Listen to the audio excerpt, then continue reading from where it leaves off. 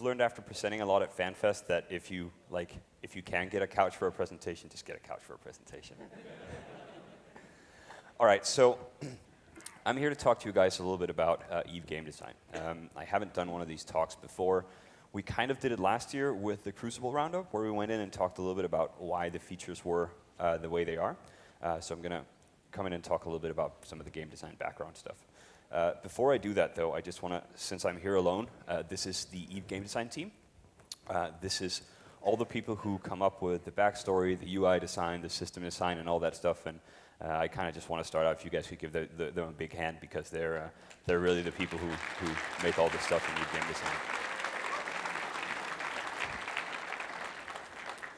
design. If you've been to Fanfest before, and since I constantly run into people that I see year after year, I assume that at least some of you guys have. If you haven't, my name is Christopher. I'm the lead game designer for CCP. I've been with the company for 5 years, and I've been the lead for 2. So the ones that I've been responsible for are Crucible, Inferno, Retribution, and Odyssey. Before that, I was a game designer working on a lot of different things, from incursions to some of the Pi stuff to all kinds of other odd stuff. Basically, EVE Online is kind of difficult to design, because it's not only a sandbox game, it's kind of an older game, and it's also a game that a lot of people have worked on. And I think each game designer brings something different in.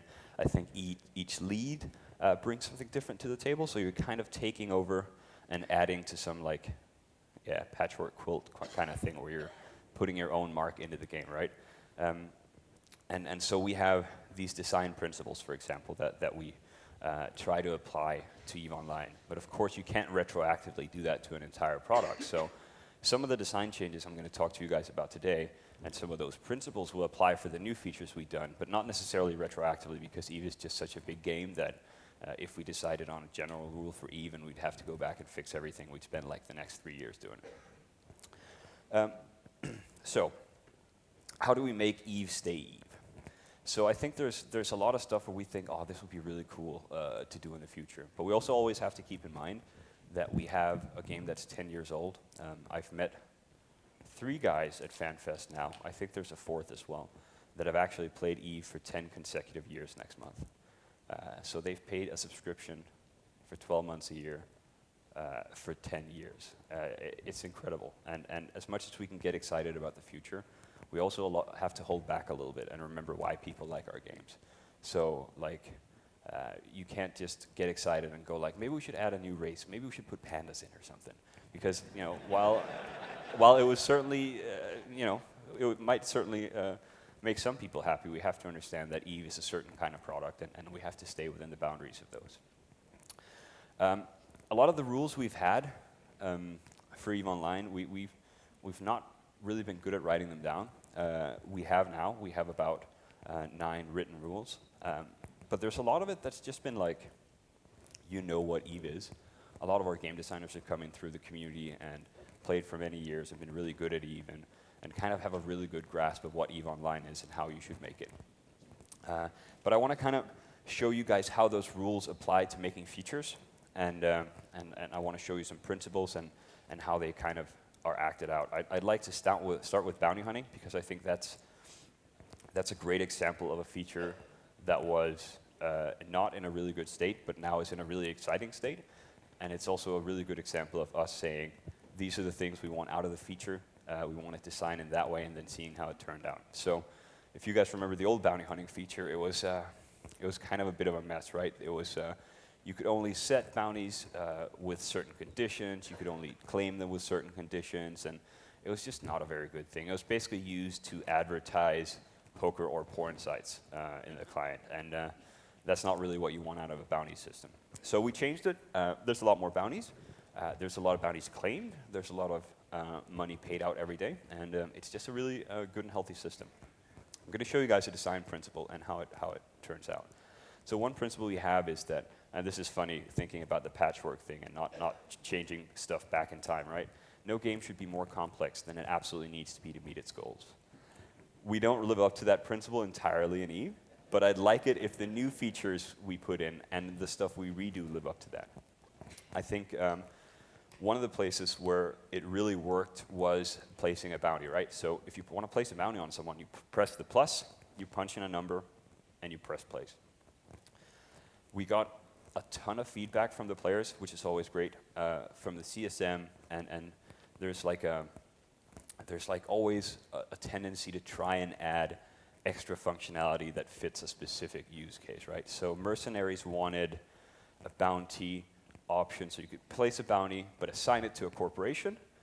People who run corporations and alliances wanted an option to be able to do it from the alliance wallet. And what we ended up with is the typical Eve feature where you have to place a bounty, but there's 15 buttons and paperwork you have to go through before. So we basically just said the principle here is that this needs to be simple. So we took all the feedback, we decided to go with the principle, and I think that's part of why I really like the bounty system today, because it is super approachable, it is easy, and it still fits well within the Eve universe. Like, I don't really think it's dumbing down Eve if you're making sure that like 1,500 people a day die. I think that's like, I think that's kind of awesome. So this window is very very simple by intention, right? There's also other things where we just made it easier. Before you had to pod people, which made it kind of awkward in Empire. And in general, bounty hunting before was kind of like finding a needle in a haystack, which really only works if the person you're hunting can't be invincible, right? So if you couldn't dock and if you couldn't log off, bounty hunting would be really exciting. But since you can just sit in a station and like, if someone's hunting you, you just dock and you question his sexuality and local until he leaves. And that's kind of like a dumb kind of workaround, right? So instead of being needle in a haystack, I thought it would be cool if we went a direction where we said, here's just a stack of needles, just take any of them. So, you know, instead of having this one guy you chase for days, you can now go out and find a lot of people with bounties on them. So it's not as targeted, but in terms of gameplay, I think it works better and I think it's a lot more fun. The other thing is that I felt that all the rules around placing a bounty were very restrictive. So if you've killed someone and that's the only venue of placing a bounty on someone, you're kind of saying, this behavior makes you the bad guy. But it's a social sandbox, and I think that's a distinction that you guys should be making, not me. So if you have someone who's using margin trading to scam, he might actually be a much bigger asshole than the guy that just blew you up, but he has really good sex status, and you'll never get to place a bounty on him. If you just got kicked out of space by an alliance, well, surely to you, those are the bad guys, right? So I think it's very fitting that you can put it on anyone. So who's a bad and good guy isn't something that I define, but it's something that you guys define.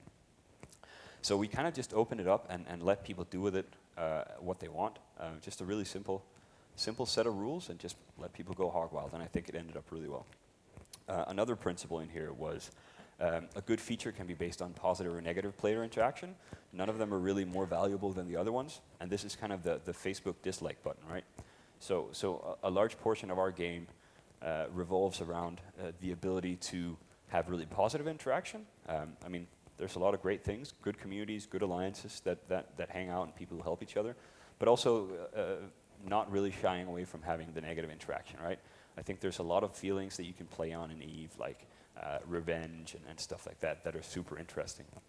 And it's not really about, like the number of ISK you put on someone's head.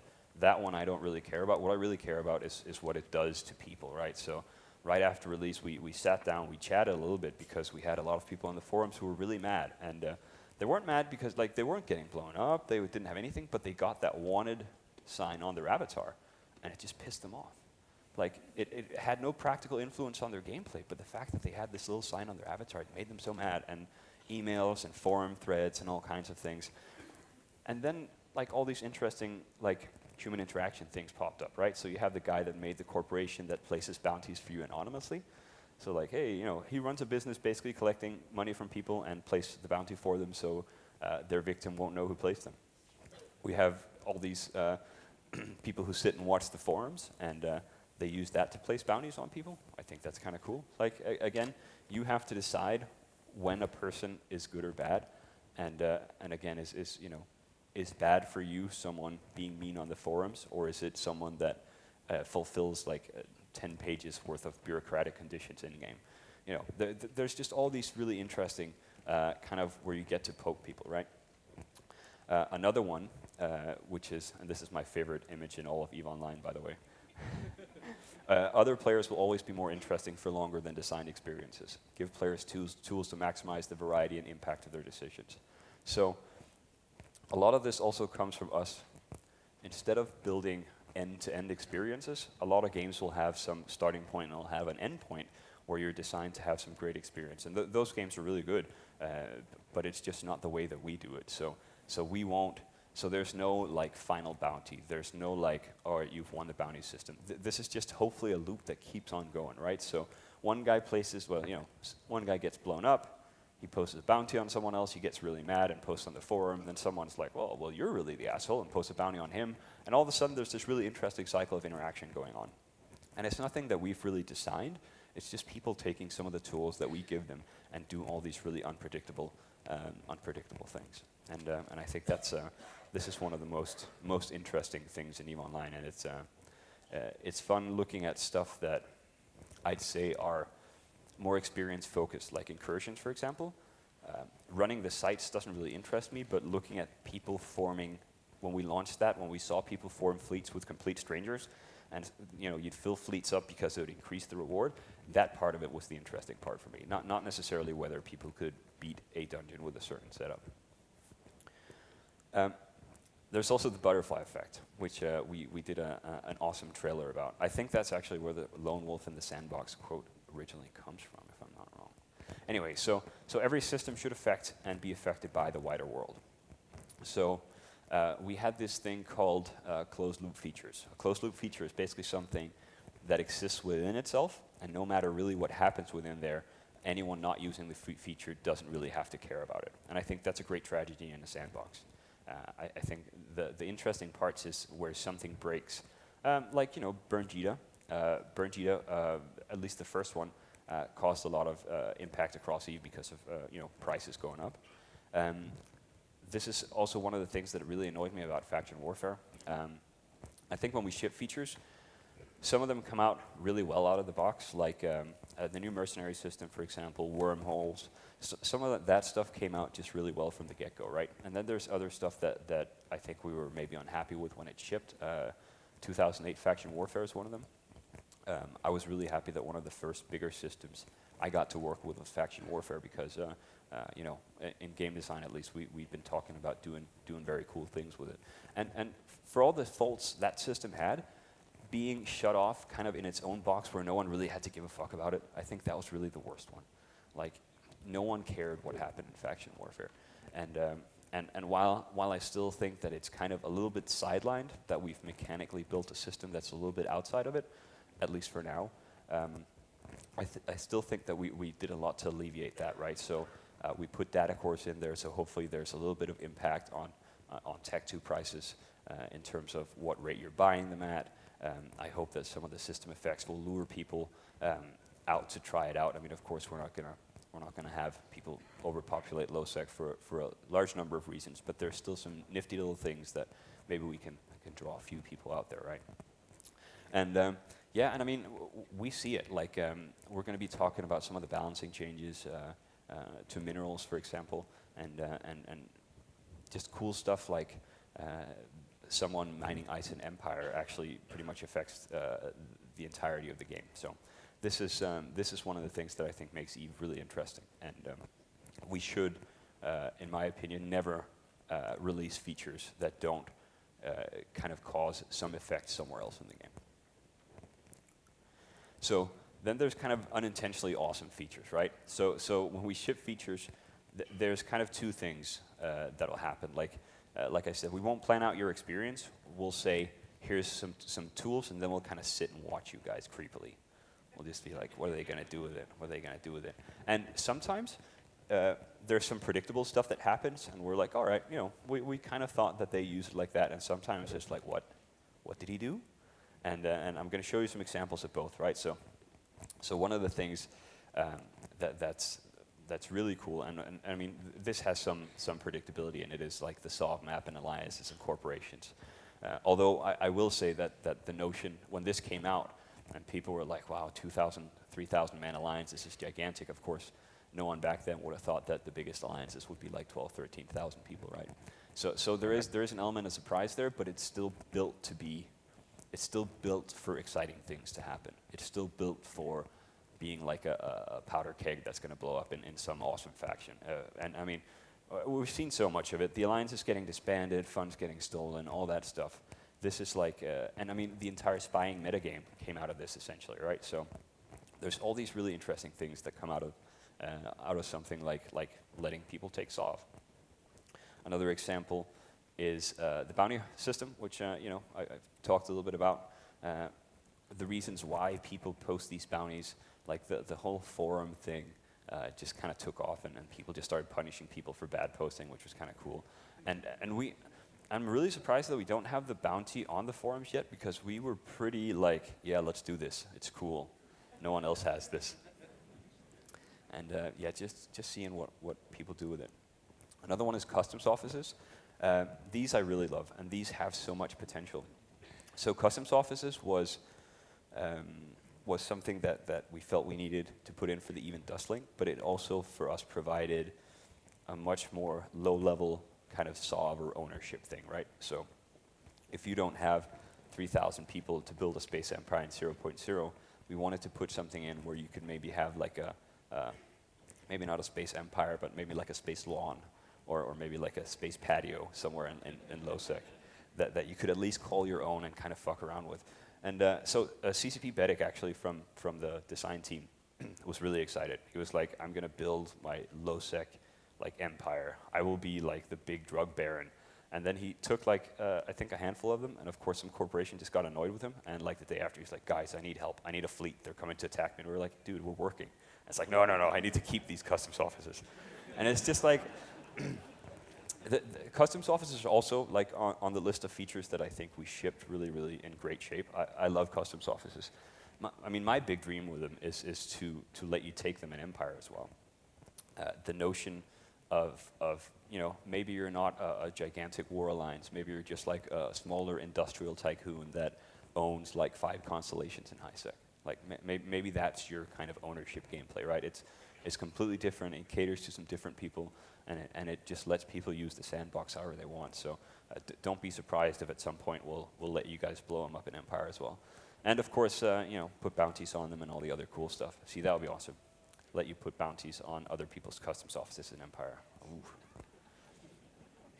Then there's the surprise ones, right? So this one is one of my favorites. This is like, before we launched Wormholes, the programmer asked Grayscale whether or not he should toggle the flag to disallow POSs. And Grayscale's like, nah, the logistics, no one's going to bother putting up POSs in Wormholes. And you know what, like, even though it wasn't as we intended, it still ended up great. I mean, I think more than 80% of all Wormholes are actually inhabited. So like people live there full time, and from my experiences playing the past few years, I used to live in a Wormhole, and I think it's by far the best time I've had. So it turned out to be a really great system, maybe unintentionally, but works out. And then there's a few things. Can mining, for example, we had a problem with how to handle stuff in space, and what we did with objects that are just kind of floating around, and we made the cans. And I mean, now they're basically, standard way of mining. Let's just like, and sometimes we talk about if we should take them out or something, if we should provide an actual system that was meant to facilitate this action, right? But it kind of works, and we'll just claim credit for it. So another one, and this is one of my favorites. This is the webbing freighters. This is.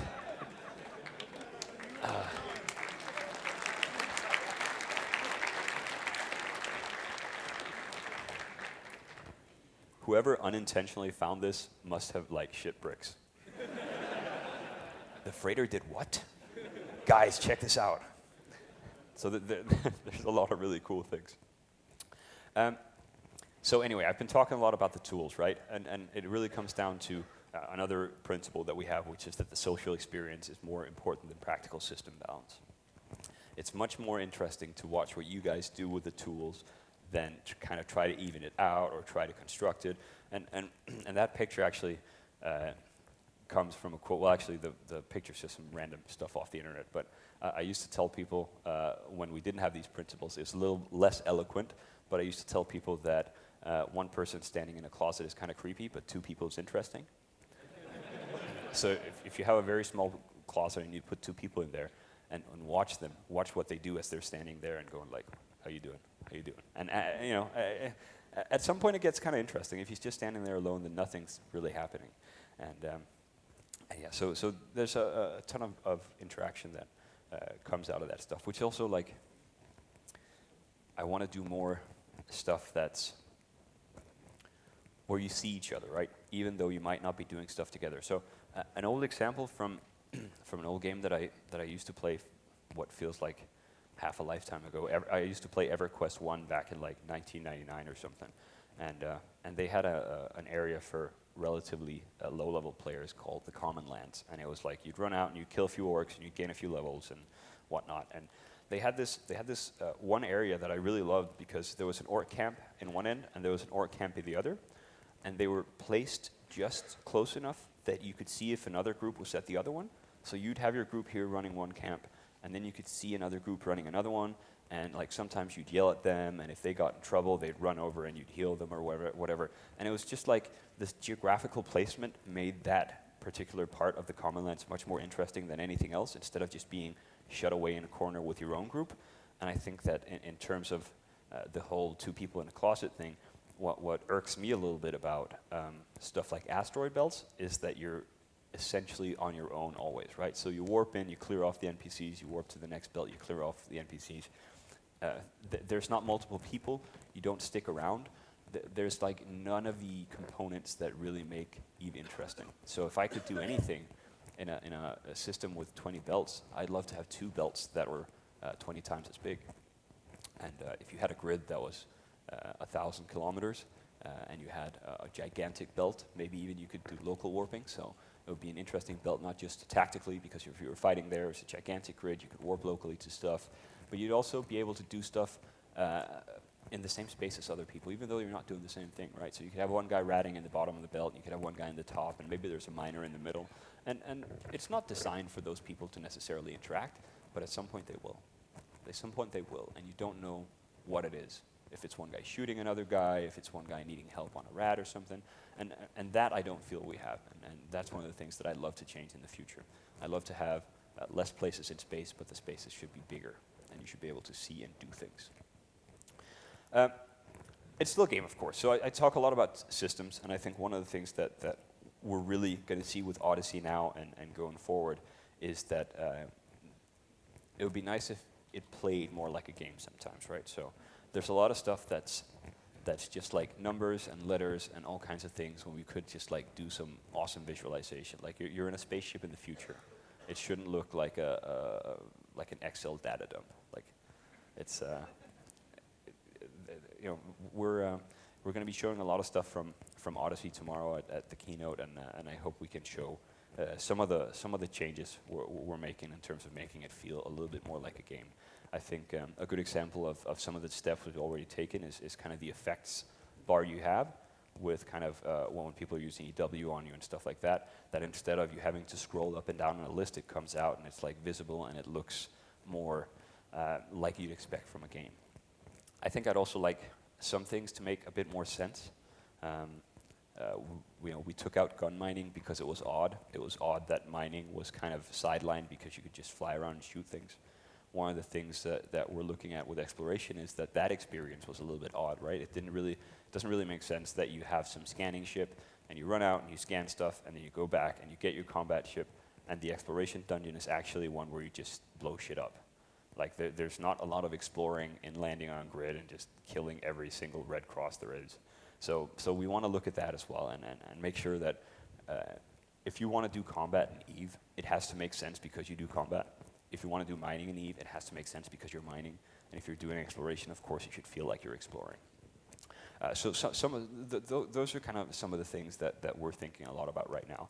How to place things better in the world, how to make it feel a little bit more like a game sometimes than like, I was thinking about this, and we're calling it EVE Online Odyssey because of what we want exploration to be. if we were to call it what it is right now, I think we'd have to call it EVE Online tax returns. And we have to get out of that one. All right, so the last design principle I want to throw at you before we go. This one is, I think, thinking of where EVE comes from. Players are not entitled to success. The most aspirational goals are coveted by many but reached by few. I don't think there's anything wrong in letting you do whatever you want and then just also realizing that a lot of people won't make it. If you read about some gigantic heist, someone steals 500 gazillion through like Ponzi scheme number 63 that no one should realistically be falling for anymore. And you read that on like Kotaku or whatever, and you make an EVE Online character, and you come in and you're like, yes, I'm going to do that. And a lot of people won't. I think that's the reality of it. But the notion that we let people dream, I think, is something that not a lot of other games have. We let you dream about doing the craziest stuff you can do in a game. And some people will. The majority won't, and I think that's kind of all right. You know, we see a lot of games where you're guaranteed success, right? Essentially, like everyone has to be top dog at some point, and I think that's one thing that we can never change in EVE. I think that not everyone's entitled to have 15,000 members in their alliance. Not everyone's entitled to own space. I think people are in this game because they realize that they can reach it if they try hard enough. Anyway, guys, I'll happily take some questions. There's a mic over there, I think.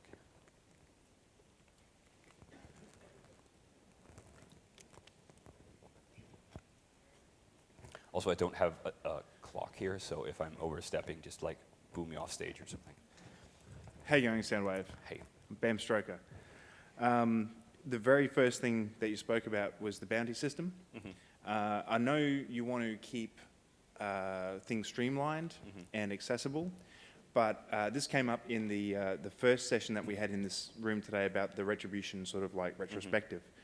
It would be really, really good if you had a confirmation during the bounty step, because you need to think about the borderline alcoholics that play this game. And I'm here with a friend who I meant to put a 50 million ISK bounty on. Yeah. But he ended up with a 500 million ISK bounty on. And I petitioned it, and it didn't work out. So if that's something you could just sort of like think about, that would be really cool.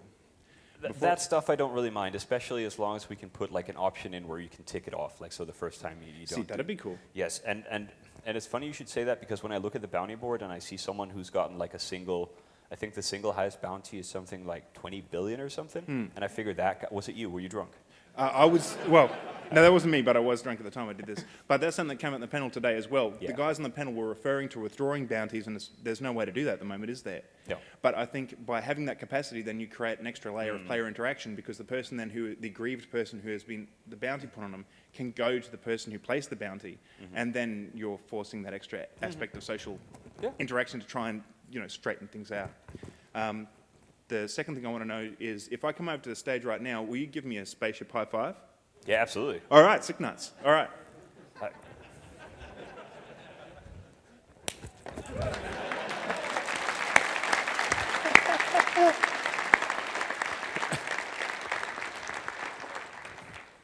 I think my question is about how things scale in the game at a certain point, and how EVE hasn't really accounting for some of it. For example, like capital ship warfare, you get to a certain point where more caps is the answer, and obviously there's ways to work around that, and there's things you could do, but like how does scalability, I guess, fit into your design principles? Obviously, you have to account for it because things go like that, but also, how, like for example, in capital ships, what are you looking at to fix some of that stuff? Yeah. So I think there's a few ways to kind of approach this question. I think one thing is that we know a lot more about scalability now than we did 7 or 8 years ago. Like when the Titans first came out, no one, like it was if they had 10,000 people online at the same time, it was crazy. Like, wow, we have 10,000 people playing at the same time. Like, no one's ever going to get that.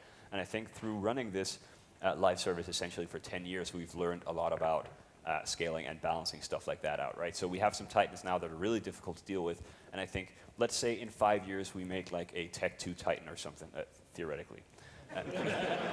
The balancing mechanics around that would be completely different than the ones we used before, right? Because before we were just like, you know what, no one's ever going to get that. And of course, from watching TQ for a decade now, we know that that just doesn't work, for example. So if I were to make a Tech 2 Titan, for example, I'd balance them around something else, for example, like saying that it's a BPC and there can only be 3 active at a time on TQ, and if one blows up, we'll drop another BPC, and until that blows up, we won't have one. So actually, in maybe a very non-sandboxy way, kind of making sure that we don't end up in the situation we have today, because I'm not terribly happy with the number of super caps that are out there, and it's difficult because, like, now that I just said that it's against the sandbox, I think us interfering too much is also a little bit against the sandbox.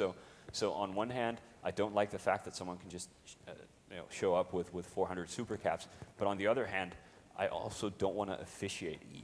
Like, I don't want to go like, you're playing the game wrong, because essentially you guys should just take the tools we have and play however you want it. Now, if the reality is that everyone just kind of wants to sit in 0.0 and be friends and milk money, then that doesn't make me happy, but I also kind of respect that it's your choice how you play the game. Yeah. Thanks. All right, so I have 2 parts. The first part is, what do you think about feature creep, in which we just keep adding more and more new stuff? And Yes. what happens when we run out of ideas, or will that ever happen? Yeah. Well, so feature creep. Do you mean power creep, like just adding more and more tech levels and stuff like that? Just adding more and more content. It's always new stuff. It's always. So I think there's 2 ways about it, right? So some players or some companies will add better stuff constantly, right?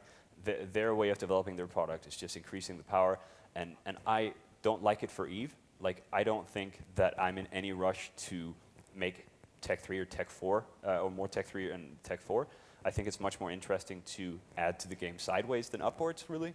So I'd rather add more Tech 1 types than another layer that's better, because I don't think it's necessarily that healthy.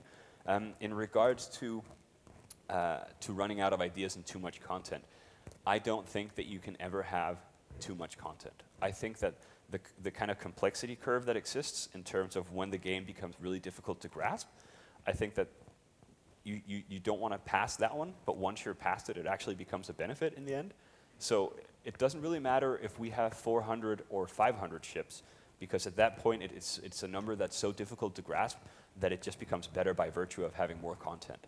Like, if we had 30 ships in the game, that would be pretty great. It would be a product that would be really easy to grasp, but we don't. So I don't really see much of an issue with adding more content. I think it just makes it a better experience at this point. To the other part of the question, we're never going to run out of ideas. We could do 10 years of expansion right now if we really wanted to, and at that point we'd have 10 more years of ideas. So that won't happen. Don't worry about that. And I think I'd be fired if we did as well. Hi, Zolas here. 2 comments. First one is, there's a certain other game where like half of the game have 6 or 7 level 90 players. Mm-hmm. I've never liked that, but I'll say this about myself. I've been a noob high-sec Care Bear for 6 years, and I don't care. I love it. Yeah, I agree. And and here's another thing. So having run this game for 10 years, there's a lot we've learned, right? So like I talked about, balancing cost, for example, virtually doesn't really work because of increasing player base and inflation and stuff like that. But another thing I've learned as well is that if you would have asked us 5 years ago, we would very much have had a mindset of, we want more people in 0.0, right? We want, like, it's a graduation, you start an empire, but you should end up in 0.0, and why is there not more people there? But I think one of the realizations I've come to is that, or we as a company, is that we shouldn't really be meddling with how people use our sandbox. Like, if you've played an empire for 6 years, fine. Like, if that's how you want to play the game, cool. If you want to sit in station and ask people to send you money so you'll send it twice back for 10 years, fine. Like, it's your game. Do what you want with it. That's kind of the thing for me. So in Eve, do whatever makes you happy. I think that's kind of the bottom line. Hi. I just bought a Revenant for 290 billion, and it's pretty damn useless. Yeah.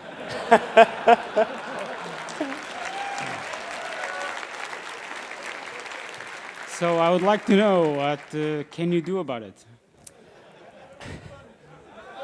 Why did you buy it if it's useless? Frantico is the guilty guy. All right. He convinced me. You seem like the kind of guy who I have a great business proposition for. No, so... No, I'm serious. I mean, there's too few low slots, too many medium slots, or the ship is pretty much useless tank-wise, offensive-wise, and wallet-wise. And wallet-wise. So, well, the wallet thing, I don't really mind. I think it's fine that you pay a certain amount of money for small power increases. In fact, I think that's how something should be. Regarding that particular class of ships, I think they're a little bit tricky, and we're kind of passing battle cruisers and battleships right now on the balancing list. So we will be getting into that territory. How we solve that just now, I'm not entirely sure. But I mean, it's something we'll look at in the next few expansions. Okay, please do. One more question. What do you think about the CSM? Oh, I think the CSM are great. I mean, so it's funny because I got hired as the first CSM started. I was actually running, and then CCP sent me a contract offer, and I had to strike my name off the list. So if I hadn't worked here today, I would probably have been on the first CSM. And I quite like the CSM. It's nice to have a group of players that you can run your ideas by before it hits the general public.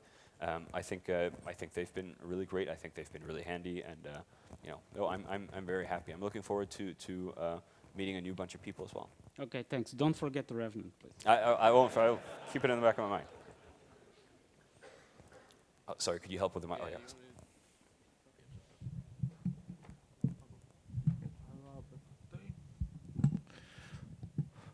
Hello. Hi, buddy. I hope my voice will be understandable. Yep. So, in this presentation, you had said there is two examples of good design, and sometimes your players do things that had been proclaimed by you, but still awesome. So, I'll try to ask. We know that sometimes when players try to do the things with your game, such as, for example, tornado revamping after suicide attempt. You, after all, still decide to eliminate this attempt.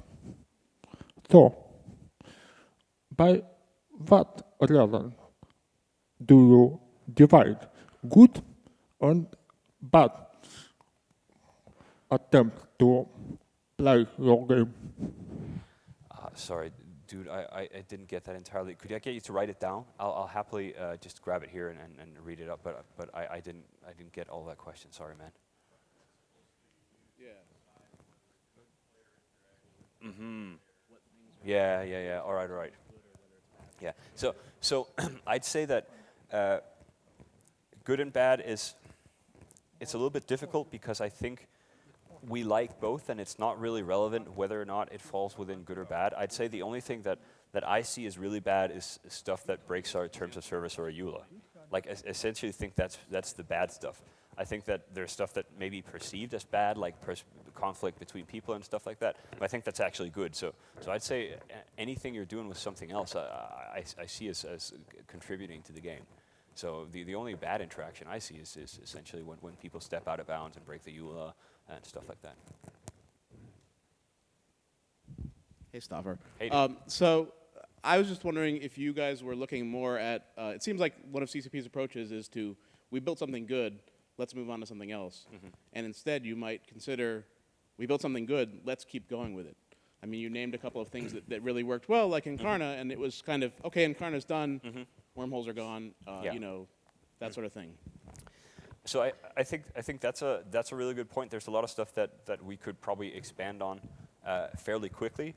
I think our biggest like blessing and our curse is the fact that we have so many features, and saying we're only going to do this feature for X amount of time means that we have like 100 other features we neglect. So I think kind of our scramble to get around and touch everything and make it good maybe cripples us just a little bit like that. But yeah, I mean, I think it's a fair point. I mean, we could probably take some of those really good features and make them even more stellar. I think we did a fairly good job with faction warfare and doing it over multiple releases. But in general, yeah, I think I take the point. It's yeah. Thanks. Hi. So a while back, CCP had a lot of ambitious ideas about planetary interaction, including ways you can disrupt other players, and and also it was meant to lay the groundwork for Dust 514, from what you guys said. Yeah. It seems like you pivoted on that, Yeah. and there really isn't much of a PvP aspect to it. Can you elaborate on that? Now let's go to the next question. I think you're right. I think if there's one thing, so every time you release a feature, you learn something about it. I think what we learned about planetary interaction is that we didn't do our homework well enough in terms of figuring out what was a good quality to ship. I think it's in a kind of an odd place right now, where we're so focused on spaceships and we're so focused on people doing things in space that I feel a little bit bad going back and making that system better, because it kind of detracts from Eve. Like essentially, if you're playing Eve, I prefer if you were undocked somewhere in space. Because if you're undocked somewhere in space, there's a chance that something interesting happens. There's a chance something interesting happens, there's a chance that you're doing something with someone else, and in Pi, you're in your closed-off little globe kind of trying to spin it around. Right. So I think there's an inherent issue with that. I don't really feel that it fits that terribly well. I think there's an issue that it will probably take a lot to do to turn it into something that we'd be really, really happy with, and then we'd have to fit it into, like you said, with Dust as well. I don't know if we'll touch it all that much on the Eve side right now. Would you know if there are plans to expand on it with Dust? Districts were announced recently, which Yes. seems like it's going in a different direction. Yes, but I'll let the Dust dudes talk about that, though. Okay, thank you. I feel bad. So is there any plans to change how local is actually being utilized in nullsec? Because nobody talks ever in local, unless know. it's to make fun of somebody who you just blew up. I know. So all that happens is you jump into a system with 4 or 5 of your buddies, and you're looking for somebody to blow up in another alliance, and you get reported in 25 different intel channels before you can do anything. So the flip side is they come at you with 300 people, or the miners that you might be able to catch off guard warp away, or any situation like that where you could actually have a decent random encounter is off the board. So there's a number of features that always come up within CCP and we talk about for years, and local is one of them. I think that it was supposed to be a chat channel, but it's essentially an intel tool. The issue we have is that I'm not sure the game becomes better if we remove local as it is today. I don't think that just ripping it out makes Eve necessarily a better game. I think that we need some way of finding people, some way of orienting yourself better. Like, it's like with when we put in the effect bar, right? So we still have the effects on your overview, and I'd like to take them out, but I don't want to take them out until I'm happy enough with the other system. And I kind of feel that way about local as well. Until we have a good enough system to replace all the stuff you do through local, I don't think we benefit from taking it away. I think that if we get to a point where we have this like shit hot scanner that you can look around and find things, and essentially you don't need a perfect information tool, then we can do it. But until then, I think ripping it out would just piss people off. Like I'm not sure it would be better. And the other thing I think about is that a lot of the stuff I hear about 0.0 is that people tend to try and make us turn it into wormholes. It's always like, well, this works really good in wormholes. Let's move it here. And I also think that part of the charm is that they're so different. Like Empire is very different from 0.0, which is very different from wormholes. And I'm wondering if we're not kind of screwing with the uniqueness and from the fact that, like we heard here, people have different play styles that they like. And we have some people that are in 0.0 and hopefully hopefully like being in 0.0, and I'm not sure if we should always be messing too much with that. But I think one of the things that we're looking at, we're doing exploration now, and exploration, of course, can be many things. It can be finding treasure, but it can also be finding players. And once we get to a place where finding things and uncovering information is in a good enough place, then I think we should absolutely consider it. But as it is right now, I wouldn't take it out. What, have you ever thought of putting some kind of delay in your showing in local? So if you jump into a system 60 seconds before you show up, so if you move fast, you could effectively not show up, especially if you're in frigates. But if you're in slower ships, you're going to eventually blip up in local, and someone sees it, now you're known. There's a ton of things we can do. We thought about removing you from local if you cloak. Like there's all these little nifty things we thought about, but I don't think we've settled on a solution that we feel is good enough yet. Okay. Thanks. Brackets in space for bookmarks? Yeah, that would be kind of cool, wouldn't it? I'll write that on my good idea list. Thanks. Hi. Have you ever considered having a more organic shift from high-sec in terms of from 1 to null-sec? So instead of being safe wherever you are in high-sec, whether you're in 1 or 0.5, moving into low-sec is like a completely big jump, and you're just basically going a small amount of security space down. What about just having a very gradual thing, no specific high-sec, medium or low-sec or null-sec, just a gradual progression, and also scale the Concorde according to that? Yeah, so it's interesting because I think the system originally was supposed to be that. I mean, Concorde response is different depending on your security, and you essentially have a progression from high-sec, low-sec, zero-sec. But as you mentioned, it doesn't really work as well as it's intended. It's essentially like you're either completely safe or there's 15 people on the other side of the gate just basically waiting for you. And you're right, there could be a lot of more interesting things. I'd prefer it if it was more in the player's hands. There's one thing that talking about these closed loop systems, I feel that sometimes if you're an Empire, you can't really affect the wider galaxy as much as you can if you're out in 0.0 in like a player area. And I'd like there to be maybe a better play between high sec and low sec. So maybe your alliance, your militia has to patrol your space, right? Or something else that kind of makes it feel like it's an outlaw part of space, but it's kind of governed by the same people. Because right now, it's like you said, it's like a cliff you just walk off, and yeah, it's not terribly good. What I was also thinking is if there was a system that was completely basically low sec-less, you could have a situation where you could, let's say you suicide gang someone, but you're in a low enough sec area to actually defeat Concorde if you've got enough ships. You know, so there's all kinds of different interactions that you could have with a more gradual system. Yeah, that's interesting. Yeah, thank you. Am I running out of time, by the way? Thanks, guys. Well, greetings. I'm a high-sec slacker, basically.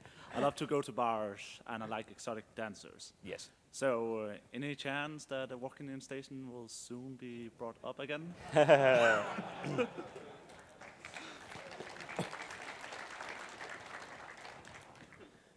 I think that walking-in stations is one of those features that's in a position where we need to find out what we do with it. We need to figure out a plan, what we actually want to do with it. And I don't know if we have anything now. I know there's going to be a bit of information later in the weekend if you attend the keynotes. But saying anything concrete about it right now, I'm sorry I can't. Damn it. Thanks, though. Thanks, though. And I support your right to slack in high sec. You play the game however you want, my friend. Has there ever been any consideration to putting missions in the hands of the players, like kind of a contract system with upvote, downvote type Yes. Thing? Yes. I think if we could have an entirely player-driven mission system, I'd do it in a heartbeat. But the solutions we've been talking about have not always been terribly good. I think that there's a few things which is, if we see in other games where people make missions, that it's highly abusable. And I think there's also, you have to please two players, right? If you're going on a mission on behalf of someone else, then we have to make sure that there is a market of players who have an action that they cannot complete on their own, but are willing to pay a certain amount for someone else to do, and he wants to do it because it's also profitable for him. And I think if there's one thing that we've seen looking at stuff like the mercenary market, right, that fulfilling that niche is super difficult. But like, you know what? If we had a system, I'd much prefer that over the NPC one. If we had one, we'd have to figure out exactly what it is. Like figuring out what it is, because people are too capable of doing stuff on their own today. Like if you need more people, then you have multiple accounts, and like having something that's so difficult to get that you have to kind of sell the service to someone else is a difficult thing to design properly. And just something to add on to possibly the bounty system, fake identities to kind of temporarily hide yourself. Ah, that's cool. That's cool. Thanks. Hi there. I'm a developer for a third-party website, and one of the things I thought was really interesting in your presentation was sort of the WTF features, where the players take something and run with it in a very unexpected direction. Mm-hmm. I was wondering if you intended to help the people, say for the webbing the freighter, if you intended to try and design content around something when you find the players move in an unexpected direction, or if you just want to leave them to themselves and see what they can do with the tools that they already have. That's interesting. I think we do a bit of both. So like the webbing freighter thing is just something that we leave and we think that's kind of cool. Like the jet can I mentioned that we every now and then talk about if we want to put in some actual support and make it like a thing. But I mean, there are several places where we have. One of the things is alliances. Like back in the day when you only had corporations, but people formed informal alliances. And I mean, today we have alliances and people form coalitions. And every now and then we're talking about, do we need to add coalitions to the game, right? So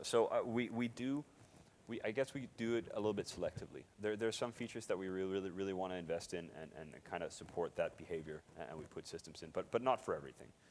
Some of the loopholes I think are kind of fine as they are. Okay, thanks. Thank you. Should we do the next two? And I think then I'm not stealing anyone's time. Well, I was wondering if we're going to see any upgrades or love for the R&D agents, data cores, changes to T2 prints, that whole debacle. Yeah. What we're doing there? So I don't like the research agents because I basically had 4 accounts with 3 characters all running 4 agents, and that's a sign it's a broken feature. Like when I'm mercilessly abusing something, it should probably be neutered down completely. I'm not a big fan of passive income. I've tried to kind of cut into them a little bit. I inherently don't like them. I think you should only get data cores by doing stuff actively. So I don't think we'll do anything interesting with R&D agents. In fact, we'll probably try to scale them back over time as much as we can. In terms of T2 production, you're going to see a lot of changes already coming in Odyssey. We're going to announce some of them at the keynote tomorrow. But for everything from blueprints to materials, we're looking into. But you'll have to wait for the keynote till tomorrow. Thank you. All right, last question. Off-grid boosting, just as a whole, good or bad? Bad. All right. Bad. Not just should it be on-grid boosting, but I'd like it if it was even smaller. So you didn't just have a guy boosting, but you'd have to tactically like position multiple people to reach every part of your fleet, for example. Okay, that'd be more interesting. All right, thank you. All right, thank you guys for listening. Thanks, and thanks for coming to Fanfest again.